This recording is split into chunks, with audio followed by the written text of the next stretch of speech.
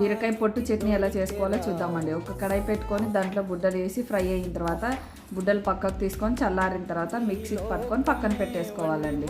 అదే కడాయిలోకే కొంచెం ధనియాలు జీలకర్ర వేసి ఫ్రై చేసుకోవాలండి. ఇవి ఫ్రై అయిన తర్వాతకి కొన్ని పచ్చిమిరపకాయలు వేసుకోవాలి. పచ్చిమిరపకాయలు ఫ్రై అయిన తర్వాతకి ముందుగా మనం తీసి పెట్టుకున్న బీరకాయ పొట్టు దాంతోపాటు కొంచెం బీరకాయ కూడా వేయాలండి. వేసి మళ్ళీ ఫ్రై అవ్వనివ్వాలి. దీంతోపాటు సాల్ట్ వేయాలి. సాల్ట్ వేసిన తర్వాత కొంచెం ఒక 5 మినిట్స్ ఆగి టొమాటో చింతపండు వేసేసి బాగా ఫ్రై అవ్వనివ్వండి.